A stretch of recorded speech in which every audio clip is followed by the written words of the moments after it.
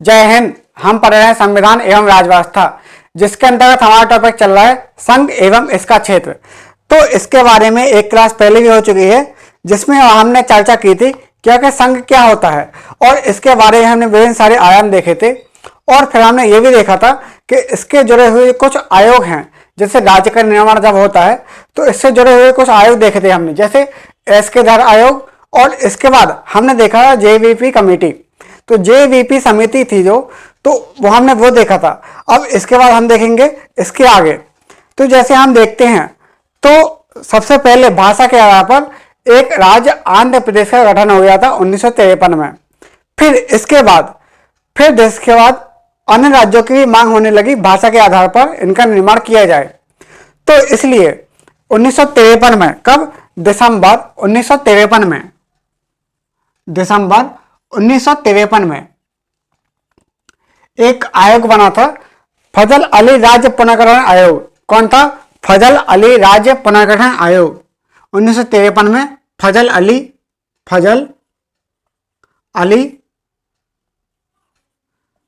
राज्य पुनर्गठन आयोग।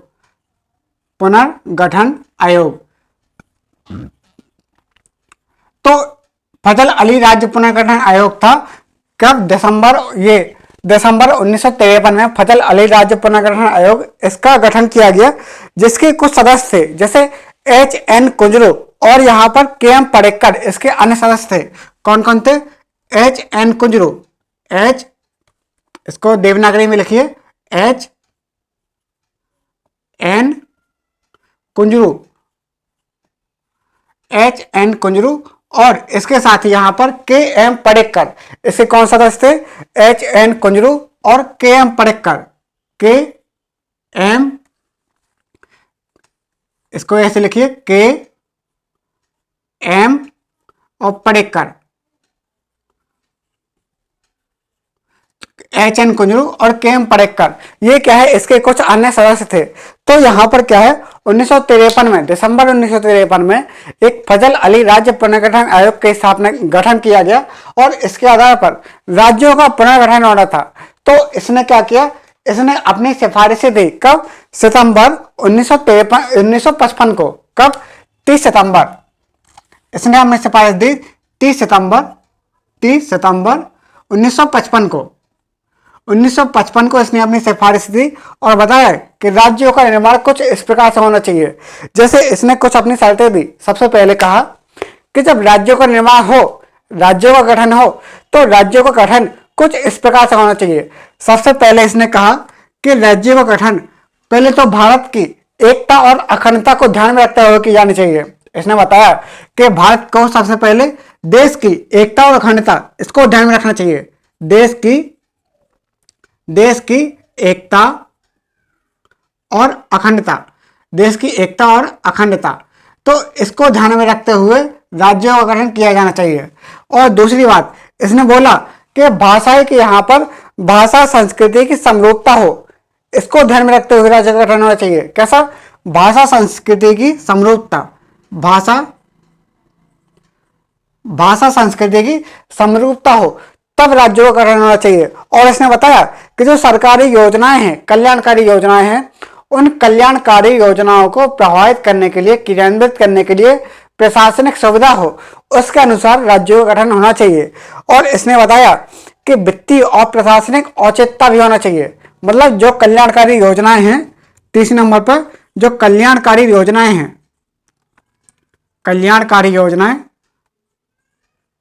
कल्याणकारी योजनाओं को क्रियान्वित करने के लिए यहाँ पर सहूलियत होनी चाहिए। और चौथा क्या बताया था कि वित्तीय और प्रशासनिक औचित्य होने चाहिए। इनको ध्यान में रखते हुए राज्य का गठन किया जाना चाहिए। क्या हो? वित्तीय और प्रशासनिक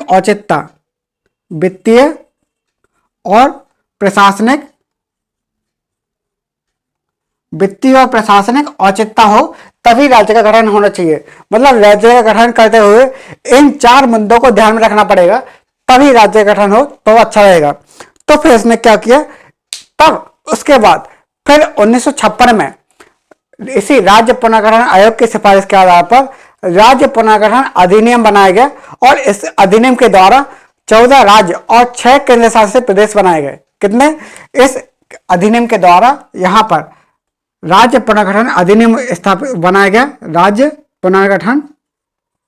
पुनर्गठन अधिनियम बनाया गया, अधिनियम। और इस अधिनियम के आधार पर 14 राज्य और 6 केंद्र शासित प्रदेश बना दिए गए। केंद्र शासित प्रदेश, ठीक है। तो 6 केंद्र शासित प्रदेश और 14 राज्य। तो यहां पर बहुत सारे एग्जाम में ये आ जाता है कि राज्य पुनर्गठन आयोग, ये अधिनियम कब आया था? 1956 में। 1956 में आया था और इसने कितने राज्य बनाए? 14 राज्य और 6 केंद्र शासित प्रदेश बनाए। तो यहां पर हमको ये ध्यान रखना पड़ेगा कि राज्य पुनर्गठन आयोग, इसके आधार पर राज्य पुनर्गठन अधिनियम बनाया गया 1956 में और इसने 14 राज्य और 6 केंद्र शासित प्रदेश इनके गठन की सिफारिश करी। तो फिर हमारा ये क्या होगा? आयोग को हमने देख लिया। अब इसके बाद हम देखेंगे कि राज्य को बनाने की जो संवैधानिक प्रावधान है वो क्या क्या है। तो सबसे पहले आप थोड़ा नोट कर लीजिए, उसके बाद हम थोड़ा आगे बढ़ेंगे। तो सबसे पहले लिखिए, हेडिंग डाल लीजिए, फजल अली राज्य पुनर्गठन आयोग। फजल अली राज्य पुनर्गठन आयोग, इसको लिख लीजिए, फजल अली राज्य पुनर्गठन आयोग। तो ये कब बना था? ये बना था 1953 में। कब? दिसंबर 1953 में इसको बना दिया गया। कब बनाया था? दिसंबर 1953 में इसको बना दिया, फजल अली राज्य पुनर्गठन आयोग। और इसके कुछ अन्य सदस्य भी थे, जैसे H.N. कुंजरू और K.M. पडेक्कर।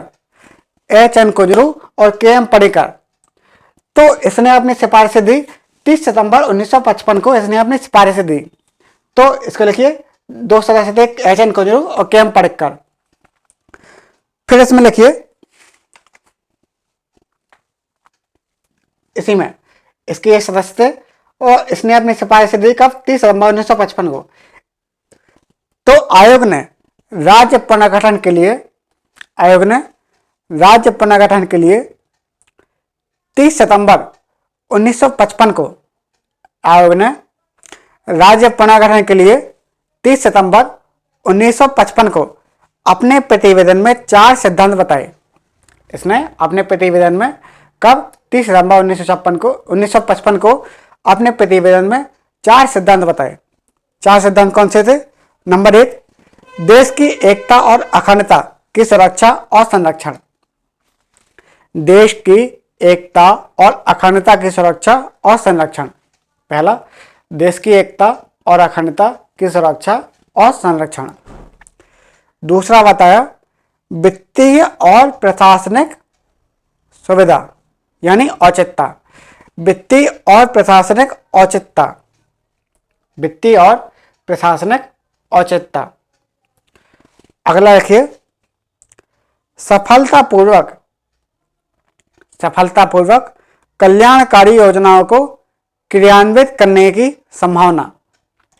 सफलतापूर्वक कल्याणकारी योजनाओं को क्रियान्वित करने की संभावना। अगला पर लिखिए, भाषा संस्कृति की समरूपता। भाषा संस्कृति की समरूपता।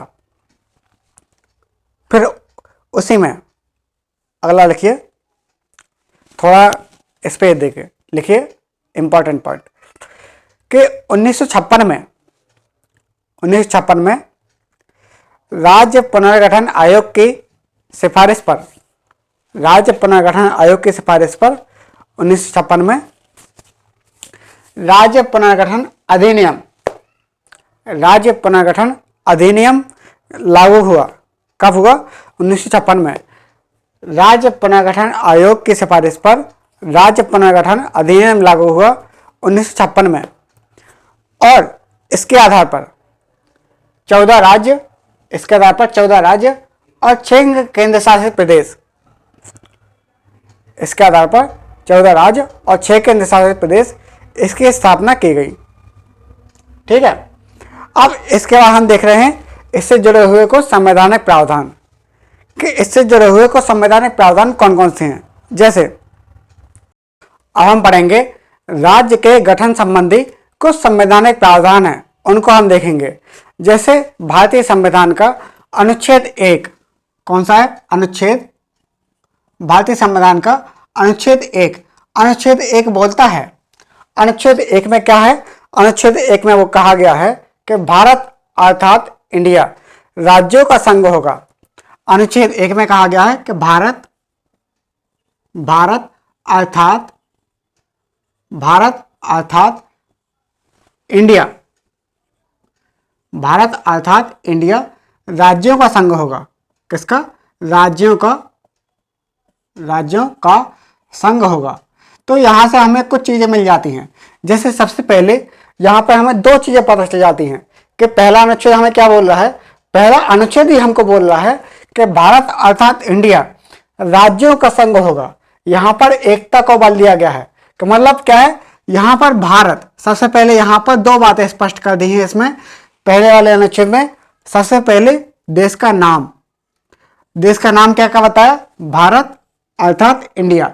यहां पर क्या है, कुछ लोगों ने इसको, जब संविधान का निर्माण हो रहा था तब कुछ लोगों ने कहा कि भारत का नाम लिया जाना चाहिए और कुछ लोगों ने कहा कि इंडिया को भी मान्यता दी जानी चाहिए। लेकिन संविधान निर्माताओं ने क्या किया?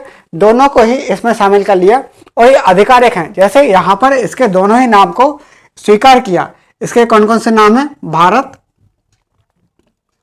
और इंडिया। इसके दोनों ही नाम चलते हैं, भारत और इंडिया। और इसके अलावा यहां पर कुछ और पता चल जाता है, दूसरा पॉइंट, कि राज्य पद्धति का प्रकार कैसा होगा।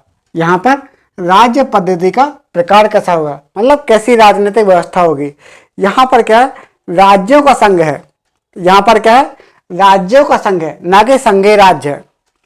राज्यों का संघ है, यहां पर संघीय राज्य नहीं है। डॉक्टर अंबेडकर ने कहा था कि ये क्या है? राज्यों का संघ है, संघीय राज्य नहीं है। और इसके लिए इन्हें दो प्रकार से बताया। इन्हें बताया कि भारत है, भारतीय संघ को यहां पर राज्यों के किसी समझौते का परिणाम नहीं है। जो भारतीय संघ है, राज्यों के किसी समझौते का परिणाम नहीं है। और साथ में यह भी बताया कि यहां पर राज्यों को संघ से अलग होने का कोई अधिकार नहीं है। मतलब इसने, अंबेडकर साहब ने दो बातें स्पष्ट की और कहा कि यहां पर भारत राज्यों के किसी समझौते का परिणाम नहीं है। जो भारतीय संघ है, संघ किसी राज्यों के समझौते का परिणाम नहीं है। और साथ में यह भी कहा था कि यहां पर किसी भी राज्य को भारत से अलग होने का कोई अधिकार नहीं है। मतलब यहां पर देश की एकता और अखंडता को बल दिया गया। यहां पर देश की एकता और अखंडता को बल देने के लिए इसमें ये चीजें कही गई। और साथ में यहां पर कहा कि अनुच्छेद 1, जो अनुच्छेद 1 हम देख रहे हैं, इसमें कुछ बातें और स्पष्ट हो जाती हैं। इसके कुछ अन्य भाग हैं।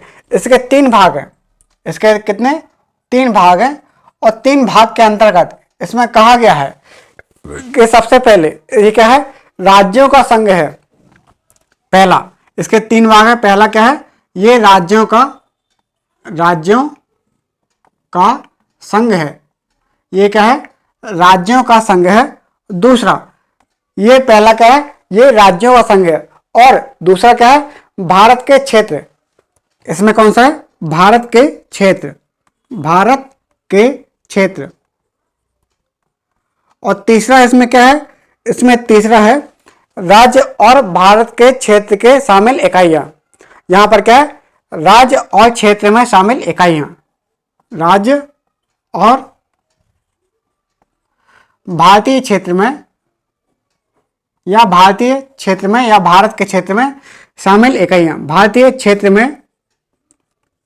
में शामिल इकाइयां।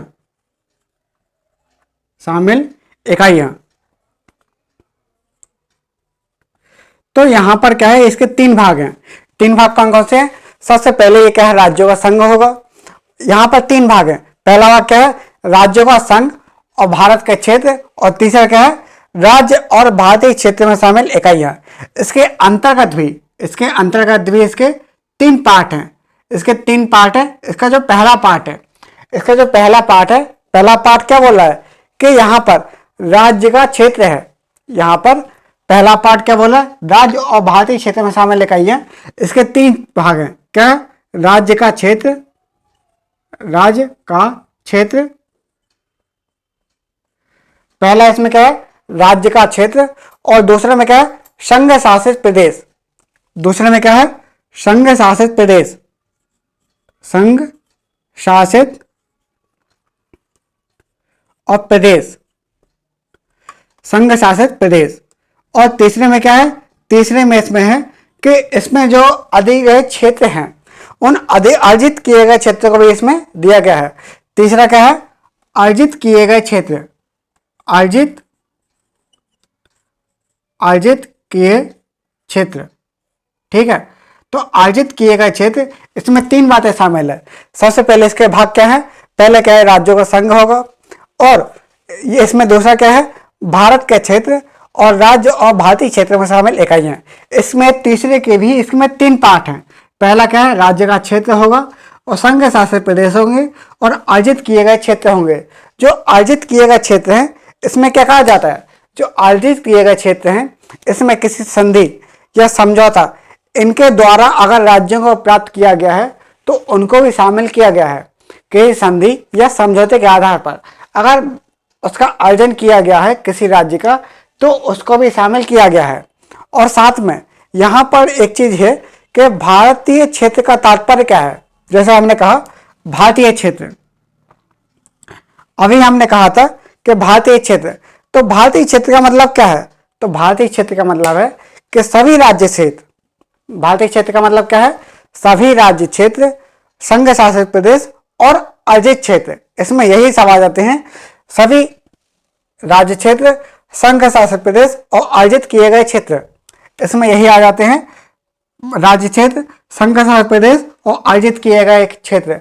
तो यहाँ पर हमें एक बात ध्यान रखने वाली है बात है कि भारतीय संघ में, भारतीय संघ के तहत केवल राज्यों में क्षेत्र आते हैं। अगर हमने कहा कि भारतीय संघ, तो भारतीय संघ के तहत केवल राज्यों के क्षेत्र आते हैं। लेकिन हमने कहा कि भारतीय क्षेत्र, तो भारतीय क्षेत्र में क्या कहा जाता है कि राज्य का क्षेत्र, संघ शासित प्रदेश और अर्जित किए गए क्षेत्र। तो यहाँ पर क्या है, जैसे अगर हम बोले भारतीय संघ, अगर हम बोलेंगे भारतीय संघ, भारतीय संघ, अगर हमने कहा कि ये क्या है भारतीय संघ है, तो भारतीय संघ में क्या होगा, केवल राज्यों के क्षेत्र आएंगे। भारतीय संघ में केवल राज्यों के क्षेत्र आएंगे। लेकिन जैसे हम बोलेंगे भारतीय क्षेत्र, भारतीय संघ अलग है, भारतीय क्षेत्र क्या है उससे बड़ा है। भारतीय संघ जितना है इसमें केवल राज्यों के क्षेत्र आ रहे हैं। जबकि अगर हमने बोला भारतीय क्षेत्र तो इसमें संघ भी आएंगे और यहाँ पर राज्य भी आएंगे और अर्जित किए गए क्षेत्र भी आएंगे। अर्जित में कौन कौन से आएंगे, जैसे समझौता या संधि के आधार पर अर्जित किए गए क्षेत्र भी आएंगे। तो यहाँ पर हम इसको थोड़ा नोट कर लेंगे। पहले डालिए अनुच्छेद 1। अनुच्छेद 1, अनुच्छेद 1 के अनुसार लिखिए, नोट कर लीजिए। अनुच्छेद 1 के अनुसार भारत अर्थात इंडिया राज्यों का संघ होगा। भारत अर्थात इंडिया राज्यों का संघ होगा। अनुच्छेद 1 में क्या बोला गया है, अनुच्छेद 1 में बोला गया है कि भारत अर्थात इंडिया राज्यों का संघ होगा। भारत अर्थात इंडिया राज्यों का संघ होगा। यह दो बातों को स्पष्ट करता है, यह दो बातों को स्पष्ट करता है।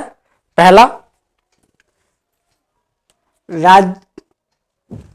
पहला क्या बोलता है, पहला बोलता है कि देश का नाम, पहला क्या बोलता है, देश का नाम, पहला है देश का नाम भारत और इंडिया, देश का नाम भारत और इंडिया। दूसरा लिखिए उसी में, राज पद्धति का प्रकार, मतलब जो अनुच्छेद 1 है इससे हमें दो बातें स्पष्ट होती हैं। सबसे पहले देश का नाम और दूसरा राज पद्धति का प्रकार। तो राज पद्धति का प्रकार है राज्यों का संघ। ये कैसा होगा, राज्यों का संघ। इसके लिखिए राज्यों का संघ। राज पद्धति का प्रकार कैसा है, राज्यों का संघ। उसी में लिखिए पैरा का बदल के, डॉक्टर भीमराव अंबेडकर ने, डॉक्टर भीमराव अंबेडकर ने संघीय राज्य के स्थान पर डॉक्टर भीमराव अंबेडकर ने संघीय राज्य के स्थान पर राज्यों के संघ को अत्यधिक उपयुक्त माना। डॉक्टर भीमराव अंबेडकर ने संघीय राज्य के स्थान पर राज्यों के संघ को अत्यधिक उपयुक्त माना। खुले हैं। इसके दो कारण हैं। दो कारण कौन से हैं? सबसे पहले इसका पहला कारण है इसका पहला कारण है कि भारतीय संघ, इसका पहला कारण क्या है कि भारतीय संघ राज्यों के बीच किसी समझौते का परिणाम नहीं है। इसका पहला कारण क्या है कि भारतीय संघ राज्यों के बीच किसी समझौते का परिणाम नहीं है। और दूसरा कहा, अंबेडकर साहब ने कहा कि भारत जो है संघीय राज्य के स्थान पर राज्यों का संघ होगा। इसके दो कारण हैं। पहला कारण क्या था? पहला कारण यह था कि भारतीय संघ किसी राज्य के बीच किसी समझौते का परिणाम नहीं है। और दूसरा क्या कहा था कि राज्यों को संघ से अलग होने का कोई अधिकार नहीं है। राज्यों को संघ से अलग होने का कोई अधिकार नहीं है। तो यहां पर यह कहा था। अब उसमें थोड़ा नोट कर लीजिए। उसी में अनुच्छेद 1 के 3 भाग हैं। अनुच्छेद 1 के 3 भाग हैं। पहला, राज्यों का संघ। पहला लिखिए, राज्यों का संघ। दूसरा, भारत के क्षेत्र। पहला है राज्यों का संघ, दूसरा भारत के क्षेत्र, और तीसरा राज्य और भारतीय क्षेत्र में शामिल इकाइयां। तीसरा है राज्य और भारतीय क्षेत्र में शामिल इकाइयां। राज्य और भारतीय क्षेत्र में शामिल इकाइयां।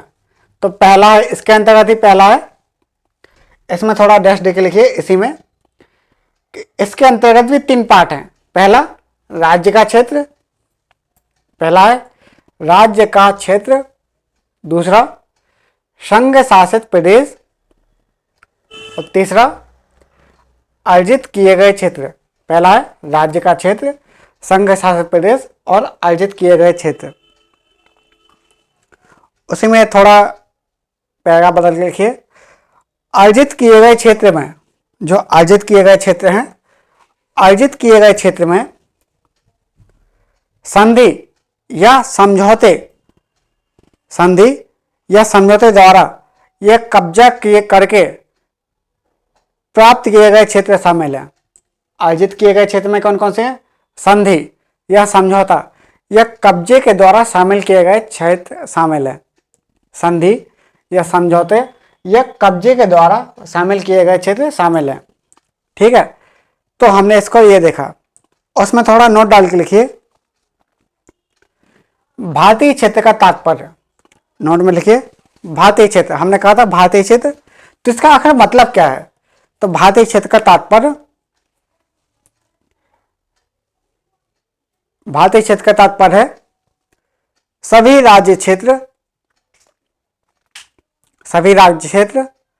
संघ शासित प्रदेश और अर्जित क्षेत्र। कौन कौन से हैं?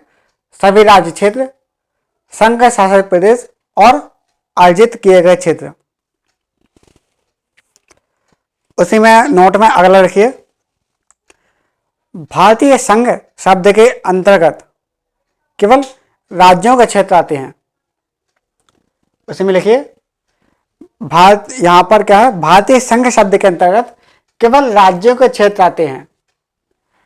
भारतीय संघ के अंतर्गत केवल राज्यों के क्षेत्र आते हैं, जबकि भारतीय क्षेत्र के अंतर्गत ये तीनों आ जाते हैं। ठीक है, तो हमने देखा भारतीय संघ और भारतीय क्षेत्र, ये देखा।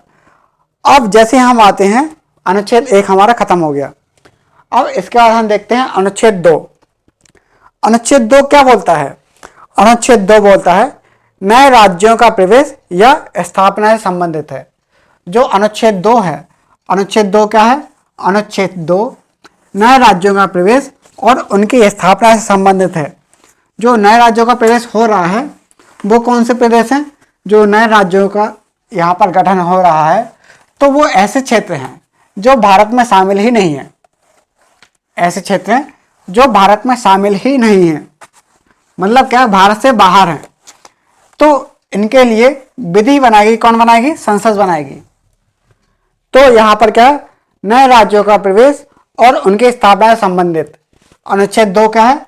नए राज्यों का प्रवेश, नए राज्यों का प्रवेश, नए राज्यों का प्रवेश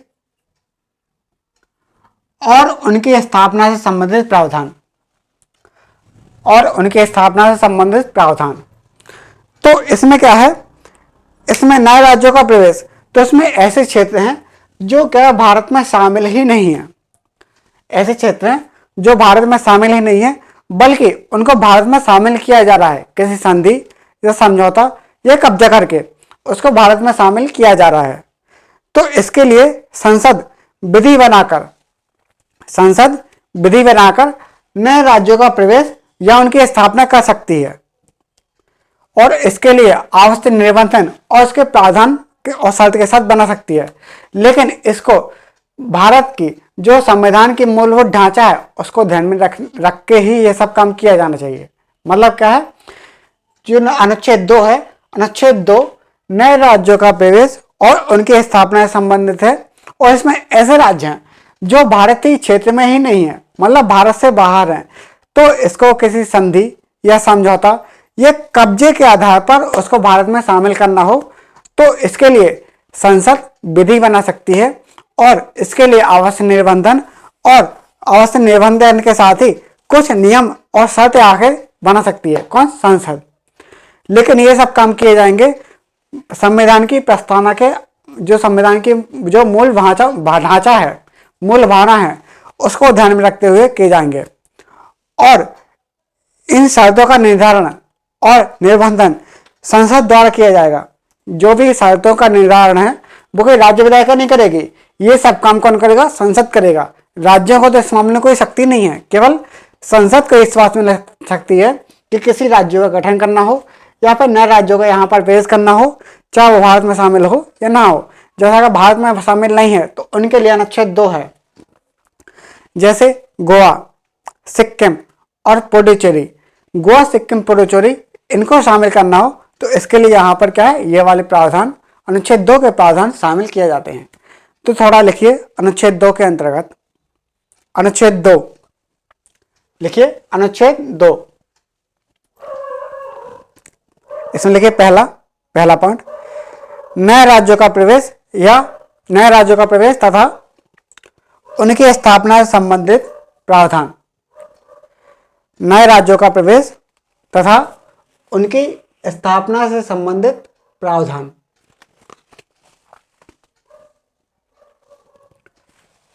उसमें लिखिए कोष्टक में, इस कोष्टक में लिखिए, इसमें अर्जित किए गए राज्य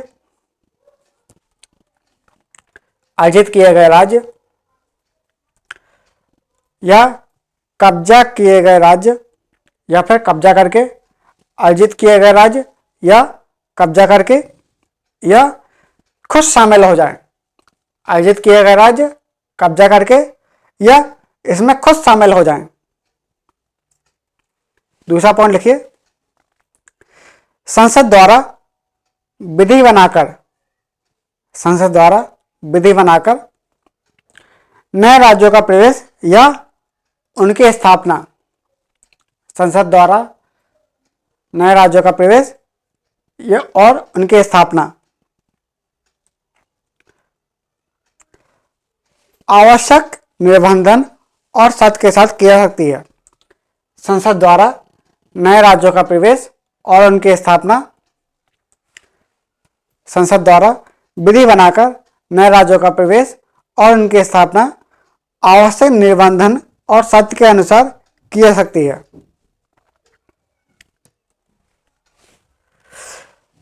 उसी में लिखिए अगला पॉइंट, तीसरा, इन शर्तों का निर्धारण मतलब तय करना, इन शर्तों का निर्धारण और निबंधन संसद द्वारा किया जाएगा मूल ढांचे के अंतर्गत। संविधान के मूल ढांचे के अंतर्गत इन शर्तों का निर्धारण किया जाएगा संसद द्वारा। तो एग्जाम्पल में लिख सकते हैं, जैसे गोवा, सिक्किम, पुडुचेरी, गोवा, सिक्किम, पुडुचेरी। तो इनको यहाँ पर हम लिख सकते हैं उदाहरण में। अब इसके बाद हमारा क्या आता है, अनुच्छेद 3। तो हमने अनुच्छेद 1 देख लिया, अनुच्छेद 2 देख लिया, अब अनुच्छेद 3 आता है। तो अनुच्छेद 3 क्या बोलता है? अनुच्छेद 3, जो अनुच्छेद 3 है भारतीय संविधान का, वो नए राज्यों का निर्माण, ये क्या बोलता है? अनुच्छेद 3 बोलता है कि नए राज्यों का निर्माण और राज्यों का गठन और उनके यहाँ पर नाम में परिवर्तन, मतलब राज्यों के निर्माण, क्षेत्र, सीमा या नाम में परिवर्तन करना हो। नए राज्यों का गठन, सीमा,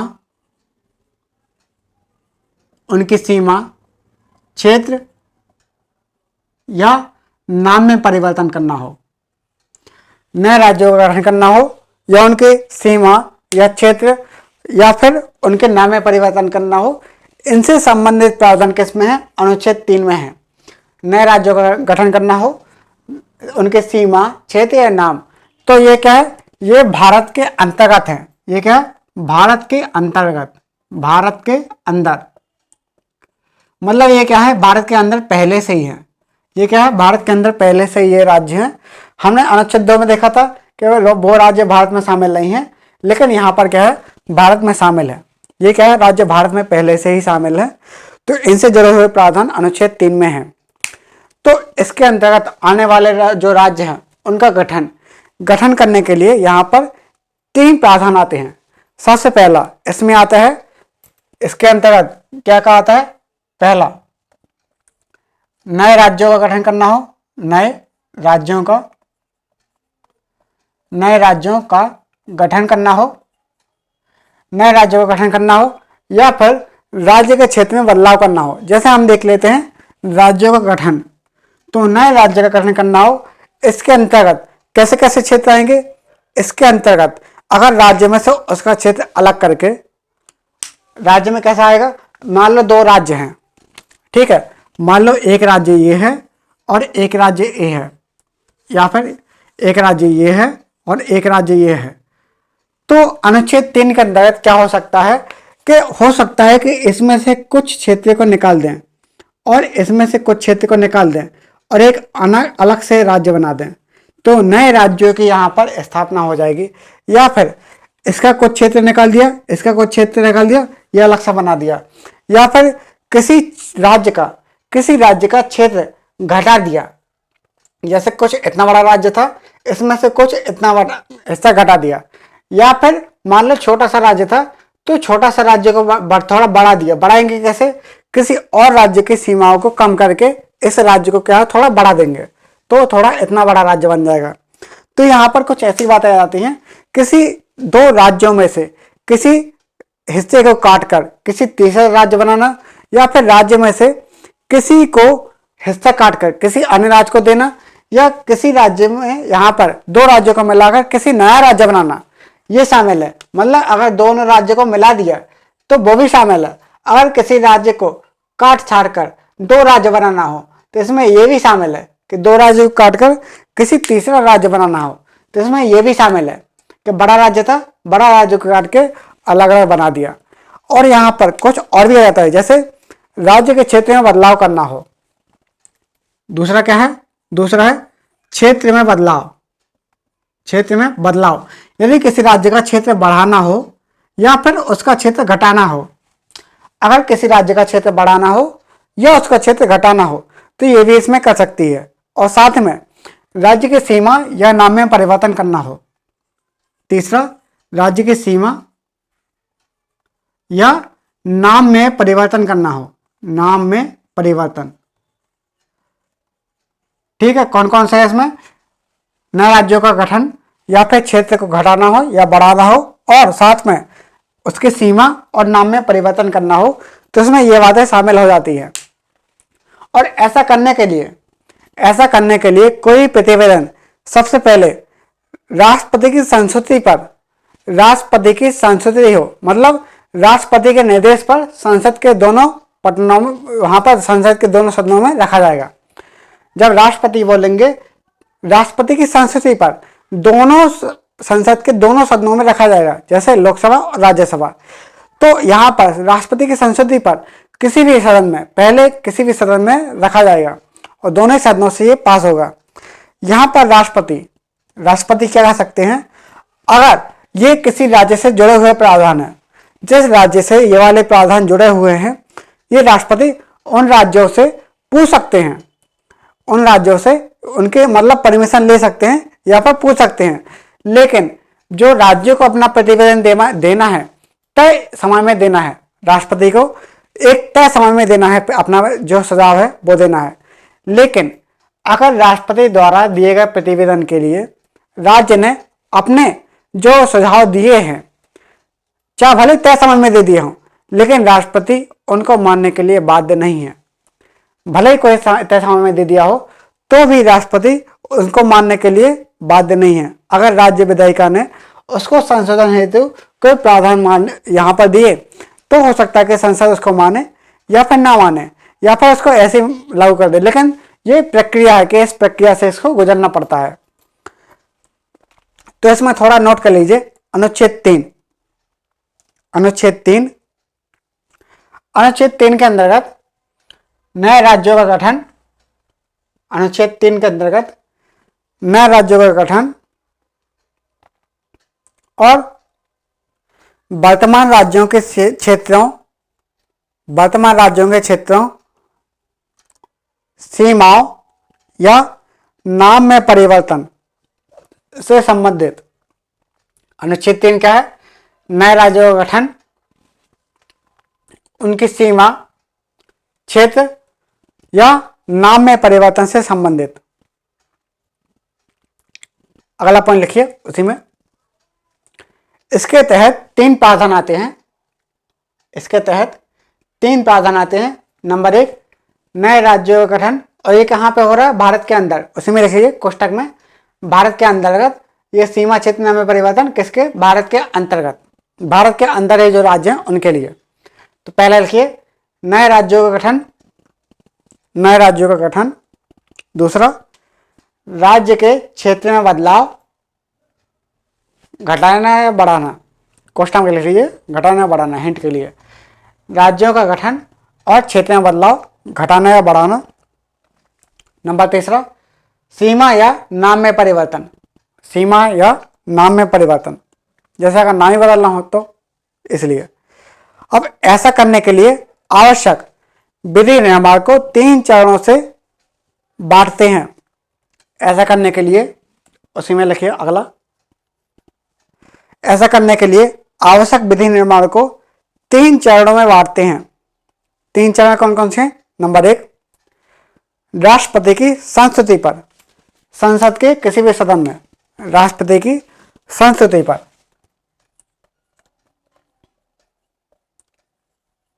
राष्ट्रपति की संस्तुति पर संसद के किसी भी सदन में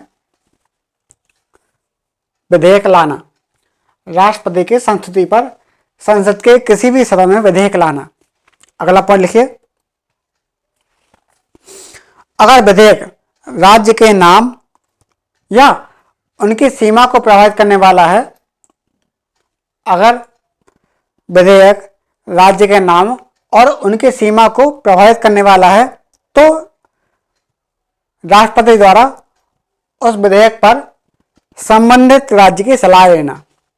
अगर विधेयक राज्य के नाम, उनकी सीमा को प्रभावित करने वाला है तो संबंधित राज्य से परामर्श लेना या फिर राय लेना।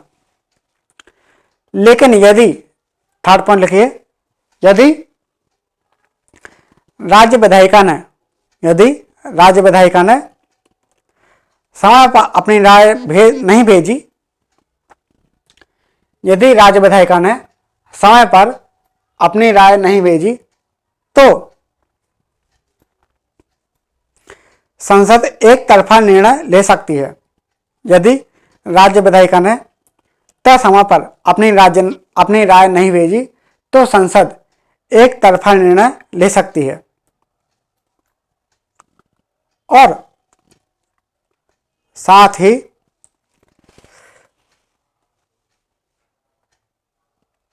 साथ ही या फिर उसमें लिखिए या, और यदि निर्णय भेजने के बावजूद भी, यदि राज्य विधायिका ने निर्णय भेजा, यदि राज्य विधायिका ने निर्णय भेजा तो संसद उसे मानने या ना मानने के लिए, अगर राज्य विधायिका ने निर्णय तय समय पर भेज दिया तो संसद उसे मानने या मानने का अधिकार संसद को है।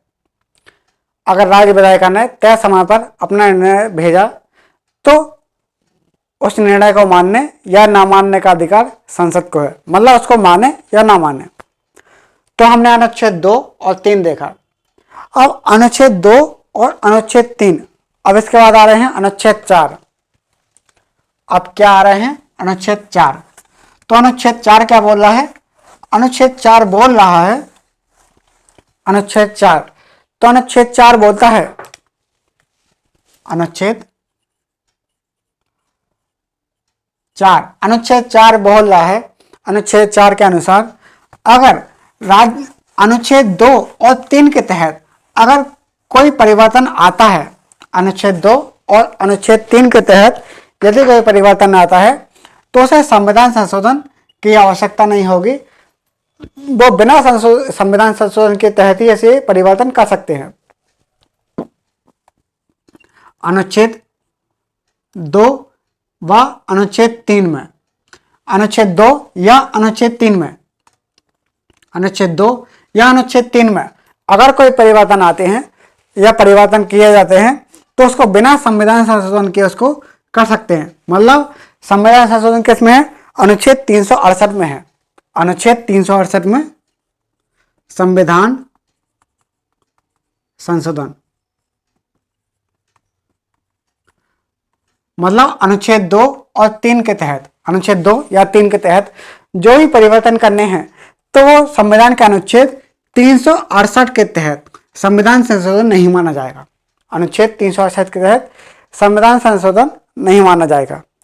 और यदि संघ शासित प्रदेश में अगर उनमें कोई परिवर्तन करना हो तो अनुच्छेद 368 के तहत संविधान संशोधन की आवश्यकता पड़ेगी। यदि यहाँ पर संघ शासित प्रदेश हैं, उनकी सीमा या क्षेत्र बदलाव करना हो तो इसके लिए अनुच्छेद 368 का सहारा लिया जाएगा। तो चौथा लिखिए, चौथा, यदि अनुच्छेद 2 और अनुच्छेद 3, यदि अनुच्छेद 2 और अनुच्छेद 3 में कोई बदलाव किया जाता है, यदि अनुच्छेद 2 और अनुच्छेद 3 में, अनुच्छेद 4 लिखिए, यदि अनुच्छेद 2 और अनुच्छेद 3 में कोई बदलाव किया जाता है तो उसे संबंधित बदलाव के लिए अनुसूची 1 और अनुसूची 1 में लिखिए क्या? राज्यों का नाम। अनुसूची 1 और अनुसूची 4 राज्यसभा, अनुसूची 4 में क्या है? राज्यसभा में सीटों का आवंटन, इससे संबंधित प्रावधान दिए गए हैं। अनुच्छेद 4 में क्या है? अनुच्छेद 2 और अनुच्छेद 3 इनसे संबंधित प्रावधान है और इसे संविधान के अनुच्छेद 368 के तहत संशोधन नहीं माना जाएगा। यदि इनमें कोई बदलाव होता है तो उन्हें अनुच्छेद 368 के तहत संविधान संशोधन नहीं माना जाएगा। नोट में इसलिए नोट,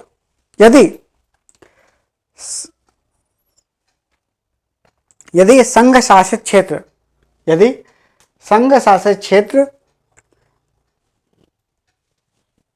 में बदलाव किया जाता है, यदि संघ शासित क्षेत्र में कोई बदलाव किया जाता है तो उसके लिए अनुच्छेद 368 के तहत संशोधन की आवश्यकता होगी। यदि अनुच्छेद 300, यदि किसी संघ शासित प्रदेश में कोई बदलाव किया जाता है तो इसके लिए अनुच्छेद 368 की जरूरत पड़ेगी। अब हम देखते हैं कुछ इंपॉर्टेंट बातें जो एग्जाम के लिए बहुत ही इंपॉर्टेंट है। जैसे बहुत सारे एग्जाम में यही पूछ लेते हैं कि आखिर कौन से राज्य का निर्माण कब हुआ था, और जैसे हमने तो राज्य बना लिए, जैसे हमने कहा था राज्य पुनर्गठन आयोग से 14 राज्य और 6 केंद्र शासित प्रदेश बना दिए, लेकिन 1956 के बाद भी कुछ राज्य की यहाँ पर स्थापना होती रही और इसका अभी अभी हाल ही में जैसे तेलंगाना में राज्य बना दिया, तेलंगाना राज्य बना दिया। तो ऐसे जब मान लो जो किया है तो किस प्रकार से किया है हम उसको देख लेते हैं। जैसे एक हेडिंग डाल लीजिए, 1956 के बाद बने राज्य, 1956 के बाद बने राज्य। 1956 के बाद कौन कौन से राज्य बने हम इसको देख लेते हैं। जैसे इसके लिए हम क्या करते हैं, सबसे पहले एक ट्रिक यूज करेंगे और उसके हिसाब से हम अपना नाम याद रखेंगे। जैसे इसको हम कैसे याद रखेंगे, गुना हरि हिमा, गुना हरि हेमा मणि त्रि मेघा, गुना हरि हिमा मणि त्रि मेघा, गुना हरि हिमा मणि त्रि मेघा। सिमी अरुणा गोवा, सिमी क्या है, सिमी, सिमी अरुणा गो छौजा, सिमी अरुणा, सिमी अरुणा गो छौजा और ते, सिमी अरुणा गो छौजाते। तो सबसे पहले हम देखते हैं गुना, मतलब यहाँ पर सबसे पहले गुजरात का गठन किया। सबसे पहले यहाँ पर किसका, गुजरात का गठन किया। कब, 1960 में। सबसे पहले यहाँ पर देखा जाए तो 1960 में गुजरात का गठन किया। यहाँ पर सबसे पहले कब, 1960 में, 1960 में गुजरात, ये गु से क्या है गुजरात, ना से क्या है यहाँ पर नागालैंड, हरि से है हरियाणा और ये क्या है हिमाचल प्रदेश, यह है मणिपुर, मणिपुर ये त्रिपुरा, ये मेघालय। गुजरात, नागालैंड, हरियाणा, हिमाचल प्रदेश, मणिपुर, त्रिपुरा, मेघालय, ये क्या है इनका एक क्रम है। सबसे पहले 1960, 63, मतलब कुछ इस प्रकार से 60, 63, 66, 71, 72, 72, 72। सबसे पहले गुजरात की स्थापना कब हुई, 1960 में। ये क्या हो, 1963, 1966, 1971 और यहाँ पर 72, 72 और ये 72। ठीक है, तो सबसे पहले कब, 60, 63, 66, 71, 72, 72, 72, इनको नाम में देंगे सबसे और यहाँ पर क्या है, सिमी अरुणा गो छौजाते, मतलब क्या है, सिमी मतलब सिक्किम, सिक्किम, मिजोरम, अरुणाचल प्रदेश, गोवा, छत्तीसगढ़, उत्तराखंड, झारखंड और से क्या होगा तेलंगाना। ये इनकी स्थापना कब हुई थी, सिमी अरुणा गो छौजाते। जो सिक्किम है, सिक्किम की स्थापना कब हुई थी, 1975 में। सिक्किम की स्थापना कब हुई थी, 1975 में। और इसके साथ ही यहाँ पर जो मिजोरम है, इसकी स्थापना कब हुई थी, 1987 में। इसकी भी 1987, इसकी भी 1987, इसकी स्थापना हुई थी 1987 में। छत्तीसगढ़, इसकी 2000, 2000 और 2000, इन तीनों की स्थापना कब हुई थी, 2000 में। और जो ते है, ते के यानी तेलंगाना, इसकी स्थापना कब हुई थी, 2014 में। कब हुई थी, 2014 में। तो यहाँ पर हमने क्या है इनके देख लिए। अब सबसे पहले अगर हम देखते हैं इनको, हम क्या है एक क्रम देंगे। सबसे पहले गुजरात, गुजरात कैसे 15वें राज्य, 15वें स्थान पर गुजरात, क्या है गुजरात, गुजरात। तो इसकी स्थापना कब हुई थी, 1960 में। इसकी स्थापना कब हुई थी, 1960 में।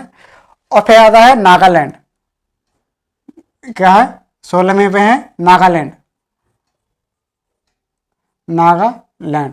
जो गुजरात है इसको महाराष्ट्र से अलग किया गया, गुजरात को महाराष्ट्र से अलग किया गया। और फिर आता है नागालैंड, जो नागालैंड है इसको, नागालैंड को किससे अलग किया गया, नागालैंड को यहाँ पर असम से अलग किया गया। फिर इसके बाद आता है हरियाणा। तो जो पंजाब है, पंजाब का जो हिंदी भाषी क्षेत्र था हरियाणा, उसको पंजाब से अलग किया गया। इसके साथ ही जो पंजाब का जो पहाड़ी क्षेत्र था उससे अलग किया गया हिमाचल प्रदेश को। जो मणिपुर और त्रिपुरा ये क्या है, संघ शासित प्रदेश थे, इनको राज्य बना दिया गया। इनको मणिपुर और त्रिपुरा को संघ शासित प्रदेश थे, उनको राज्य बना दिया गया। और मेघालय ये क्या असम का क्षेत्र था, उसको यहाँ पर शामिल कर दिया गया। इसके बाद अगर हम देखते हैं सिक्किम, ये क्या है, यहाँ पर सिक्किम के लिए देखा जाए तो यहाँ पर चोग्याल का शासन था। अगर हम इनका क्रम देखें, गुजरात, नागालैंड, ये क्या होगा, मान लो 16, ये 17, ठीक है, ये 18, 19, 20, 21, 22, यहाँ पर हाँ 15, थोड़ा गलत हो गया। यहाँ पर जो गुजरात है, गुजरात को कितना लगा, 15, ये 16, ये 17, 18, 19, 20, 21, 15, 16, 17, 18, 19, 20। अब यहाँ पर जो सी है ये क्या हुआ, ये हुआ 22, मतलब 22वां राज्य कौन सा है, सिक्किम। मिजोरम क्या है, 23, अरुणाचल प्रदेश ये 24, ये क्या है 25, ये 26, 27, 28, 29वां राज्य बन गया था तेलंगाना। फिर बाद में क्या कर दिया, जो जम्मू कश्मीर था उसको अलग कर दिया, तो फिर से कितने हो गए, 28 राज्य हो गए हैं और 8 केंद्र शासित प्रदेश बन गए हैं। तो इसको थोड़ा लिखिए, क्रम लिख लीजिए। 15, 16, 17वें पे क्या है, जो 17वां है, 17वें पे हरियाणा। 15, 16, 17वें पे कौन सा है, हाँ 15, 16, 17, 17वें पे क्या है, हरियाणा। 15, 16, 17, 18, 19, 20, 21, ठीक है। तो यहाँ पर जो 15 पे है गुजरात, फिर नागालैंड, फिर हरियाणा, फिर हिमाचल प्रदेश। ये कौन सा है, 15, 16, ये 17, ये 18, ये 19, ये 20, ये कौन सा 20, और ये कौन सा 21। तो इनको क्या है, क्रम है, तो क्रम लिख लीजिए, ठीक है। 15वें पे गुजरात, 16वें पे नागालैंड, 17वें पे इनके सब में लिख लीजिए। गुजरात 60, ये कितना बना, ये बना 63 में। नागालैंड कब बना था, 1963 में, 1963 में। इसके बाद जो कौन सा बना था, हरियाणा, जो हरियाणा है ये 1966 में, 60, 63, 66। फिर यहाँ पर देख लेते हैं तो क्या है, 1971 में कौन बना था, हिमाचल प्रदेश। 17, 18, 18 में कौन सा है, हिमाचल प्रदेश। जो हिमाचल प्रदेश है वो कब बना था, 1971 में। फिर 19 में क्या है, 19 से है मणिपुर, 15, 16, 17, 18, फिर आता है मणिपुर। 20 में कौन सा है, त्रिपुरा। और यहाँ पर मेघालय कौन सा है, मेघालय 21 के क्रम में है। मेघालय कौन सा है, 1972 में, ये भी कहने गया था मेघालय। तो ये 60, 63, 66, 71, फिर कब बने थे, ये तीनों बन गए थे 1972 में। जो सिक्किम है, सिक्किम बन गया 1975 में। सिक्किम कब बना था, 1975 में। जो मिजोरम है, मिजोरम को 1987 में, अरुणाचल प्रदेश भी 1987, गोवा भी 1987, और फिर तीनों 2000 में। और फिर अगला कौन सा है, तेलंगाना, इसको बनाया गया 2014 में। अब यहाँ पर भारत में नाम में परिवर्तन करने की प्रक्रिया भी चलती रही। यहाँ पर नाम में परिवर्तन भी हो गया। तो नाम में परिवर्तन कैसे है, इनका भी एक निश्चित क्रम है। जैसे मान लो एग्जाम में क्वेश्चन पूछ लेते हैं कि नाम में परिवर्तन किस प्रकार से हुआ, इसको थोड़ा नोट कर लीजिए, कल ये होगा, ठीक है। अब हेडिंग डाल लीजिए, नाम में परिवर्तन, ठीक है। समय कम बचा है इसलिए थोड़ा जल्दी जल्दी लिखिए। आता है नाम में परिवर्तन। जैसे 1950 में जो संयुक्त प्रांत था, 1950 में जो संयुक्त प्रांत था, संयुक्त प्रांत, इसको क्या बना दिया, उत्तर प्रदेश। 1950 में जो संयुक्त प्रांत था उसको उत्तर प्रदेश बना दिया गया। और इसके साथ ही 1969 में जो यहाँ पर मद्रास था, मद्रास, इसको क्या बना दिया, इसको बना दिया तमिलनाडु। 1950 में इस प्रांत को चेंज करके क्या बना दिया गया, इसका नाम परिवर्तन करके उत्तर प्रदेश बना दिया गया। 1969 में मद्रास को तमिलनाडु बना दिया गया। और 1973 में जो मैसूर था, मैसूर को क्या बना दिया गया, कर्नाटक। मैसूर को कर्नाटक बना दिया गया 1973 में। इसके साथ ही 1973 में ही जो लक्षद्वीप मिनिकॉय, कौन था, लक्षद्वीप मिनिकॉय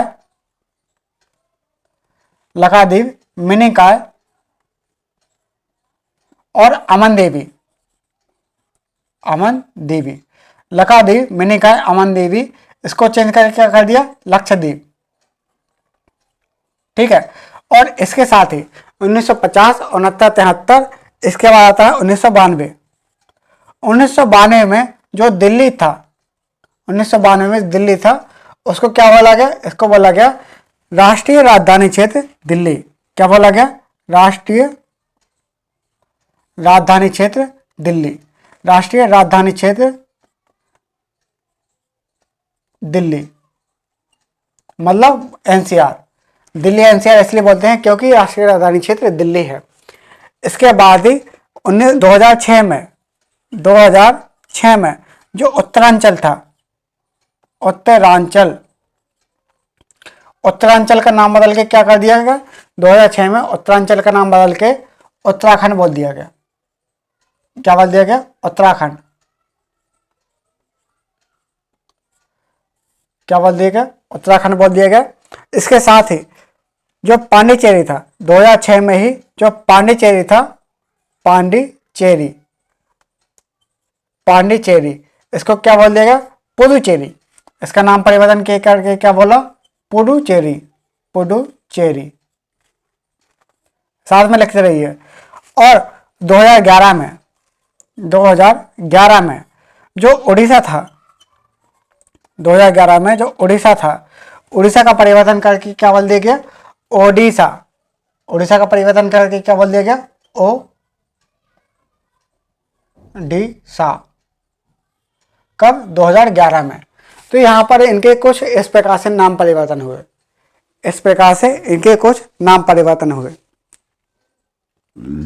ठीक है। तो हमने राज्यों का क्रम देखा। फिर हमने ये देखा कि जो संघ, यहाँ पर इनके जो नाम है, नाम किस प्रकार से परिवर्तन हो रहा है। और थोड़ा आप लोग सर्च कर लीजिए, जैसे यूटी है, उत्तर केंद्र शासित प्रदेश, इनका भी यहाँ पर इनके स्थापना का कुछ क्रम रहा है। उनका क्रम कैसा है, हम वो भी देख लेते हैं। तो इसको थोड़ा नोट कर लीजिए जल्दी से। और हम देखते हैं क्या, केंद्र शासित प्रदेश, उनकी स्थापना का भी कुछ क्रम है। ठीक है, उनके स्थापना का क्रम क्या है, जैसे जो केंद्र शासित प्रदेश हैं, उनकी स्थापना का भी एक क्रम है। उनकी स्थापना का क्रम कैसा है, आइए हम वो देख लेते हैं। जैसे सबसे पहले 1971 में, यहाँ पर सबसे पहले 1961 नहीं, 1961 में, सबसे पहले 1961 में यहाँ पर दादरा एवं नगर हवेली, 1961 में क्या बना था, दादरा एवं नगर हवेली। 1961 में क्या बना था, दादरा एवं नगर हवेली। और 1962 में दमन और दीव बन गया, दमन और दीव। और बाद में इनको ही एकजुट कर दिया गया, तो क्या हो गया, दादरा एवं और नगर हवेली एवं दमन और दीव, तो क्या इकट्ठा ही बन गया। फिर बाद में यहाँ पर देखा जाए पुदुचेरी, 1962 में ही किसकी,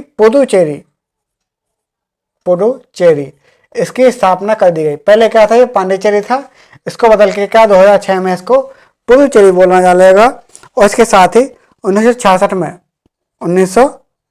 में चंडीगढ़ के यहाँ पर, चंडीगढ़ 1966 में चंडीगढ़ बना दिया गया।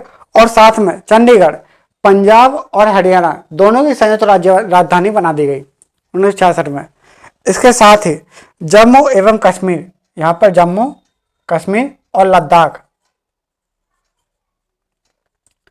दोनों की स्थापना कर दी गई 2019 में। 2019 में जम्मू कश्मीर और लद्दाख दोनों की स्थापना कर दी गई। तो यहाँ पर हमने देखा क्या, यह हमारा संघ और राज्य क्षेत्र पूरा होता है। और अगली क्लास में हम चर्चा करेंगे नागरिकता के बारे में।